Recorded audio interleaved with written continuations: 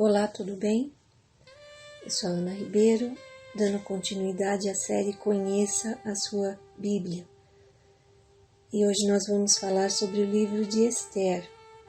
Vamos orar. Senhor, eu te peço, Pai, que o Teu Espírito coloque vida nessas palavras, coloque vida nesses ensinamentos, de tal forma que essa pessoa que está ouvindo seja impactada pelas Tuas verdades. Clamo ao Senhor, Pai, pela vida dela. Tira qualquer angústia, preocupação, Pai, que está na mente dela. Tira qualquer tristeza ou sentimentos de desvalia que possa estar no coração dela. Em nome de Jesus, abençoa os caminhos. Se ela está vivendo alguma enfermidade, eu peço ao Senhor para que haja cura. Se está vivendo alguma dificuldade, desempregos ou nos relacionamentos, em nome de Jesus, eu clamo ao Senhor para que um milagre aconteça na vida dela, porque só o Senhor é Deus.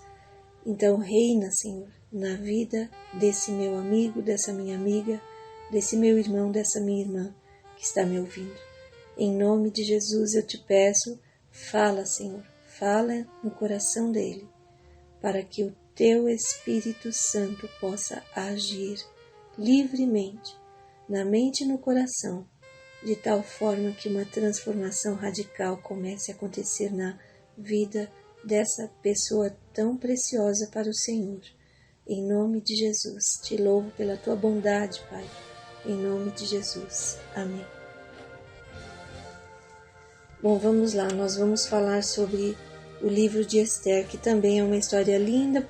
Boa parte das pessoas conhecem por conta de filmes que foram feitos, né? E talvez você já tenha assistido. É um livro pequeno, uma leitura rápida e com lições preciosas. O título é referente ao nome do personagem principal, que é Esther. Fala de um drama. Esther significa estrela em persa, ou Hadassah, significa murta, seu nome judeu. Por que persa? Porque o livro de Esther foi escrito na época que o povo estava no exílio da Pérsia, de Babilônia, né? Na Bíblia hebraica, o nome do livro é Megilot Esther, o rolo de Esther, o rolo referente aos rolos de papiros, né? Os livros tinham um formato assim, de rolos. A autoria e data, desconhecido e anônimo, mas desde os tempos antigos, entende-se que foi Mardoqueu. Em algumas traduções, esse nome vem como Mordecai ou Marduk, primo de Esther. Em algumas traduções dizem que ele era tio de Esther. Tem sido considerado o provável autor. O Talmud, que é a Bíblia hebraica, o Antigo Testamento, atribui a autoria à grande sinagoga, aquele grupo de líderes religiosos judeus que formava o que se chamava a Grande Sinagoga. Foi escrito por volta de 460 a.C., logo após a morte, em 465, do rei Assuero. Algumas chaves desse livro é o versículo 8:17. Em cada província e em cada cidade, onde quer que chegasse o decreto do rei, havia alegria e júbilo entre os judeus, com banquetes e festas. Muitos que pertenciam a outros povos do reino tornaram-se judeus porque o temor dos judeus tinha se apoderado deles. Esse é o versículo-chave, porque diz aqui o que aconteceu com os decretos do rei. O povo judeu tinha recebido um decreto para ser morto, e foi revertido esse decreto. E aí eles fizeram festas que até hoje é comemorada, é chamada a festa do Purim. É uma festa que o pessoal se fantasia, sai fazendo barulho na rua, trocam presentes e leem todas as festas do Purim. Eles leem o livro de Esther, glorificando a Deus pelo grande livramento que o povo de Israel teve. A palavra-chave é oração e jejum, que foi a oração e o jejum do povo que moveu a mão de Deus para que livrasse o povo daquela sentença. capítulo-chave é o 8, decreto que mudou a sorte dos judeus, e a mensagem central é a realidade da província divina. Abrangência. Abrange uma história, acontecimentos principais entre 483 e 473 a.C., a festa do rei de Xerxes até a festa do Purim. Então começa com o reinado de Assuero, a rainha Vasti, que foi deposta, você vai ler por quê ali. A Esther acaba sendo escolhida, é coroada como rainha, o rei nem sabia que ela era judia. Depois o livramento dos judeus e a morte do rei Assuero. O tema está em torno da ameaça dos judeus e o triunfo que eles tiveram. Deus usa homens e mulheres comuns para vencer circunstâncias impossíveis para a concretização de seus propósitos. Deus usa qualquer pessoa comum para realizar grandes feitos que estão no coração dele. Se disponha diante de Deus. Talvez você seja uma Esther para o tempo de hoje, para livrar a nossa nação de tantos problemas, de tantas dores, de tantas injustiças. Historicamente, o livro foi escrito para encorajar os judeus dispersos por todo o império com a história do contínuo interesse e presença de Deus, apesar do nome de Deus não aparecer no livro. Essa é uma curiosidade de todos os livros da Bíblia. O livro de Esther não tem nenhum versículo que fala então o Senhor, Deus, não menciona a oração. E Deus estava embutido ocultamente na história toda, né?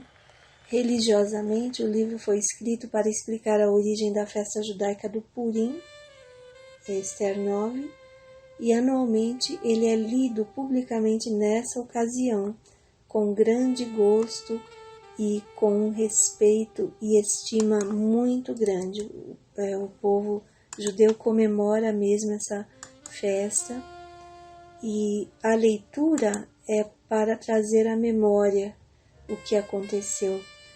Esses cerimoniais, na verdade, também servem para isto, para você não esquecer da sua identidade, quem você é, em que você crê. As festas, elas são importantes para isso, as festas religiosas, né? As festas que nos remetem para as verdades de Deus. Alguns destaques: a rainha Vasti, depois a nomeação de Esther como rainha, a conspiração contra os judeus, a história de Amã e de Mardoqueu. Amã foi o inimigo que queria destruir o povo de Israel, no fim ele que foi destruído. A história de Esther com Amã, livramento dos judeus, denúncia dos planos de Amã, morte dos inimigos de Israel, festa do Purim e honra a Mardoqueu, que foi a pessoa usada por Deus para desencadear toda essa vitória. Algumas coisas importantes para você refletir. O inimigo tentou destruir os judeus, mas quando o povo se uniu em oração e jejum, com o coração quebrantado, a salvação chegou. A oração e o jejum, elas são chaves espirituais. Diante de qualquer situação, você pode usar essa chave. Você não precisa esperar que outra pessoa, vou lá, o líder da igreja, que só ele que tem autoridade, que pode orar e alguma coisa acontecer. Não é assim que funciona. Você é filho de Deus. A sua oração tem um peso enorme no mundo espiritual. Claro que é bom ir na igreja e pedir a oração para os intercessores, para os líderes, mas você também. Aqui na história de Esther, ninguém ficou de fora. Todos eles entraram em oração e jejuaram por 3 dias. E o Senhor ouviu o clamor do povo. Não importa o tamanho da ameaça que você possa estar sofrendo, importa para quem você buscará o socorro. Deus é poderoso em todas as circunstâncias. Não fica olhando para o tamanho do inimigo.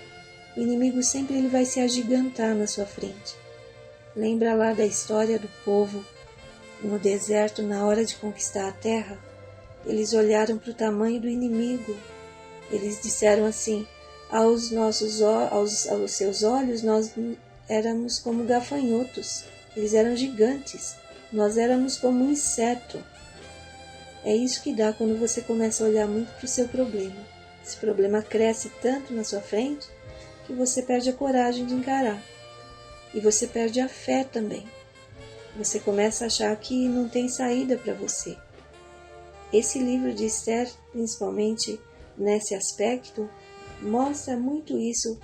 Na angústia, não entregue os pontos e não fique dando glória ao próprio Satanás, dizendo: eu não vou conseguir, já estamos derrotados, já perdi mesmo. Isso é dar glória ao inimigo, é cantar a música ou é dançar a música que ele está cantando para você. Deixa de fazer isso. Maior é aquele que está em você do que aquele que está no mundo. Comece a cantar a glória a Deus. Comece a agradecer antecipadamente por aquilo que Deus está fazendo e vai fazer. Por mais difícil que seja a sua situação, Deus tem uma saída. Deus vai fazer alguma coisa. No livro de Esther, Amã, que foi o inimigo, não imaginava que a história ia se reverter do modo como se reverteu. Ele estava muito confiado na astúcia dele, no jeito de agir dele. Mas isso não garantiu para ele a vitória. E sabe por que não garantiu? Porque o povo de Israel decidiu acreditar num Deus que estava muito acima de Amã. Então é assim que você tem que agir com as demandas da sua vida. Problema dificílimo. Para de ficar dando glória para o fracasso, para a derrota. Para de ficar dizendo: eu não vou conseguir, minha vida é assim mesmo, nada dá certo para mim, Deus se esqueceu de mim. Tem pessoas que além de cantar para o inimigo ainda acusa Deus de ter feito alguma coisa, né? Então não, é um tempo de você mudar a sua atitude. Tá difícil, tá recebendo ameaças, ameaça do casamento se romper, ameaça do desemprego, ameaça de um diagnóstico de uma doença grave. Qual é a ameaça que você está recebendo? Qual a mão que está batendo na sua porta? Em nome de Jesus, vai se reverter contra ele mesmo. O próprio inimigo que vai sair derrotado, porque a vitória está nas tuas mãos. Em nome de Jesus. Deus é poderoso para mudar a sua história. Espera em Deus. E ouça, ore e jejue, para que o teu espírito fique sensibilizado, para você ouvir a voz de Deus com maior clareza, para você saber o que você deve fazer. Esther pediu esse jejum. Ela era a rainha e Mordecai falou para ela o que estava acontecendo. Ela estava lá, mas não sabia que estava acontecendo essa ameaça. E Mardoqueu fala para ela: quem sabe para esse tempo você foi nomeada como rainha. Quem sabe Deus te colocou aonde te colocou para você livrar a sua família, livrar o seu povo de alguma catástrofe. Quem sabe?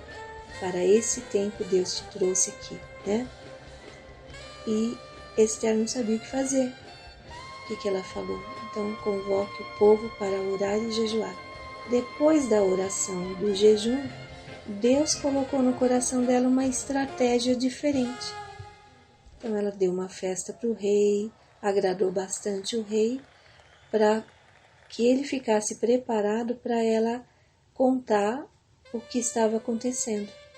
E aí o rei realmente ouviu Esther e mudou completamente os decretos que eram desfavoráveis para o povo de Esther.